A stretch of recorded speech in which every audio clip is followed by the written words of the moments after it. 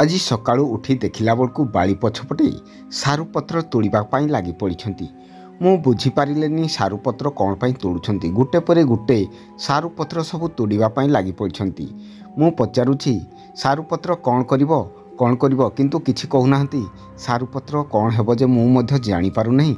ଆଉ ସାରୁପତ୍ର ଯେତେ ସବୁ ଆମ ବାଡ଼ିରେ ଥିଲା ତୋଳିବା ପାଇଁ ଲାଗି ପଡ଼ିଛନ୍ତି। ସବୁ ଦେଖିପାରୁଥିବେ କିପରି ସାରୁପତ୍ର ସବୁ ତୋଳା ଚାଲିଛି। ଆଉ ଏହିପରି ସାରୁପତ୍ର ମେଞ୍ଚେ ତୋଳିଲା ପରେ ଆଉ ମଧ୍ୟ ରହିଛି ସାରୁ ଗଛ ତାକୁ ମଧ୍ୟ ତୋଳିବା ପାଇଁ ପତ୍ର ସବୁ ଲାଗି ପଡ଼ିଛନ୍ତି। ସାରୁପତ୍ର ସବୁ ମେଞ୍ଚେ ଗୁଟି ଗୁଟି କରି ଛିଡ଼େଇବା ପାଇଁ ଲାଗି ପଡ଼ିଛନ୍ତି। ଆଉ ସାରୁପତ୍ରକୁ କ'ଣ କରାଯିବ ମୁଁ ବୁଝିପାରୁନାହିଁ ଏପର୍ଯ୍ୟନ୍ତ। ସବୁ ସାରୁପତ୍ର ଛିଡ଼େଇ ସାରିଲା ପରେ ସବୁ ନାଣ୍ଡୁ କରିଦେଲେ ଗଛ ଗୁଡ଼ା ସବୁ। ମୁଁ କହୁଛି ସାରୁ ଏମିତିରେ ବସିବ କି? ସାରୁପତ୍ର ସବୁ ଛିଡ଼େଇ ଦେଲେ। ସାରୁପତ୍ରକୁ ଯାଇକି କୂଅ ପାଖରେ ଥିବା ମାଣ୍ଡିଆରେ ପାଣି ଥିବା ଜାଗାରେ ଯାଇକି ସବୁ ପତ୍ରକୁ ଧୋଇ ଦେଉଛନ୍ତି ଭଲ ଭାବରେ। ମୁଁ ଜାଣିଛି ସାରୁପତ୍ରରେ ପାଣି ଲାଗେ ନାହିଁ, ଆଉ ଧୋଉଛନ୍ତି କ'ଣ ପାଇଁ ମୁଁ କିଛି ଜାଣିପାରିଲିନି। ତ ସାରୁପତ୍ରକୁ ନେଇକି ଘରକୁ ପଳେଇ ଆସିଲେ। ମୁଁ କ'ଣ କରିବେ ଭାବୁ ସେ ଏକ କଡ଼େଇରେ ପାଣି ଗରମ କରିକି ସାରୁପତ୍ରକୁ ଦେଇଦେଲେ। ଆରେ ଏ କ'ଣ କରୁଛନ୍ତି? ସାରୁପତ୍ରକୁ ପାଣିରେ ଗରମ ପାଣିରେ ଦେଇକି ଢାଙ୍କୁଣୀ ଘୋଡ଼େଇ ଦେଉଛନ୍ତି।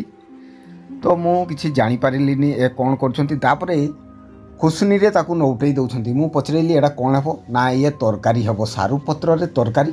ଆହା ବଢ଼ିଆ କଥା। କେମିତି ହେବ ତାହେଲେ ସାରୁପତ୍ରରେ? ତ ସାରୁପତ୍ର ପ୍ରଥମ ଛିଡ଼େଇ ଆଣିଥିଲେ। ତାପରେ ଗରମ ପାଣିରେ ଲୁଣ ପକାଇ ତାପରେ କିଛି ଆମ୍ବୁଲ ଦେଖିପାରୁଥିବେ ଆମ୍ବୁଲ 2ଟି ପକାଇଦେଲେ। ଆମ୍ବୁଲ ପକାଇ ଦେଲା ପରେ ପୁଣି ଆଉ ଥରେ ତାକୁ ଘାଣ୍ଟି ଦେଲେ କିପରି। ତାପରେ ଏଗୁଡ଼ା ହେଇଗଲା ପରି ମୋତେ କହିଲେ। ତ ଘାଣ୍ଟି ଦେଲେ ପୁରା ସାରୁପତ୍ରକୁ ପୁରା ମେଲ୍ଟ ହେଇଗଲା। ତାପରେ ଗୋଟେ ଜାଗାରୁ ତାକୁ କାଢ଼ି ଦିଆଯିବ ବୋଲି କହିଲେ। ତାକୁ ତାପରେ କାଢ଼ି ଦିଆଗଲା ଗୋଟେ ଜାଗାକୁ। ଦେଖିପାରୁଥିବେ କିପରି ଆମ୍ବକୁ ମିଶାଇ ଦେଲେ ଗୋଟେ ଜାଗାରେ କାଢ଼ି ଦେଲା ପରେ ଏବେ କଡ଼େଇ ବସେଇକି କ'ଣ କରିବେ ଆସନ୍ତୁ ଦେଖିବା। ଏବେ କ'ଣ କରିବେ ନା ଗୋଟେ ଜାଗାରେ କାଢ଼ି ଦେଲା ପରେ କଡ଼େଇ ବସେଇ ତେଲ ଦେଇ ଲଙ୍କା ଫୁଟଣ ପିଆଜ ରସୁଣ ସବୁ ପକାଇଦେଲେ ଯେମିତି ଡାଲିକୁ ଛୁଙ୍କ କରାଯାଏ ସେପରିକା କଲେ। ମୁଁ କିଛି ବୁଝିପାରିଲିନି ଏଇଟା କି ପ୍ରକାର ନୂଆ ତରକାରୀ ଗୋଟେ କରୁଛନ୍ତି। ଆଗରୁ ତ ମୁଁ ସାରୁପତ୍ର ଖାଇନଥିଲି, ଏଇଟା ଫାର୍ଷ୍ଟ ଟାଇମ୍ ଖାଇଲି। ତ ଦେଖନ୍ତୁ କିପରି ହେଉଛି ସାରୁପତ୍ରର ରୋଷେଇ। ତେଲ ଦେଇକି ଲଙ୍କା ଫୁଟଣ ରସୁଣ ପିଆଜ ଦେଇକି ତାକୁ ଭଲସେ ଇଏ କରିଦେଲା ପରେ ଯେମିତି ଡାଲି ଫୁଟାଯାଏ ସେଇପରିକା କଲା ପରେ ଭଲସେ ଭାଜି ଦିଆଯିବ। ତାପରେ କ'ଣ କରାଯିବ ନା ସେ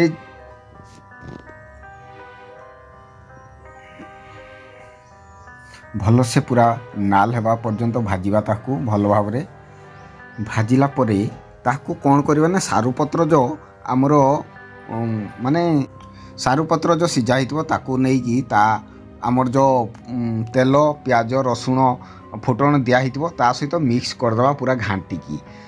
ଦେଖିପାରୁଥିବେ କିପରି ଆମେ ସବୁ ମିକ୍ସ କରୁଛୁ। ତ ସାରୁପତ୍ରରେ ଆପଣମାନେ ଏହିପରି ଘରେ ମଧ୍ୟ ପ୍ରସ୍ତୁତ କରିକି ଖାଇପାରିବେ। ଦେଖିବା ପାଇଁ ତ ଏତେ ସୁନ୍ଦର, ଖାଇଲେ କେତେ ଟେଷ୍ଟ ଲାଗିବ ତାହା ଆଗକୁ ଜଣାପଡ଼ିବ। ହେଇସାରିଲା ପରେ ଖାଇକି ଦେଖିବା କିପରି ଲାଗୁଛି। ତ ଆଗକୁ ମଧ୍ୟ ଆପଣମାନେ ବି ଏହିପରି ଘରେ ବନେଇକି ନିଜେ ମଧ୍ୟ ଟେଷ୍ଟ କରନ୍ତୁ। ଆଉ କିପରି ଲାଗୁଛି ତାହା କମେଣ୍ଟ କରି ନିଶ୍ଚୟ ଜଣାନ୍ତୁ।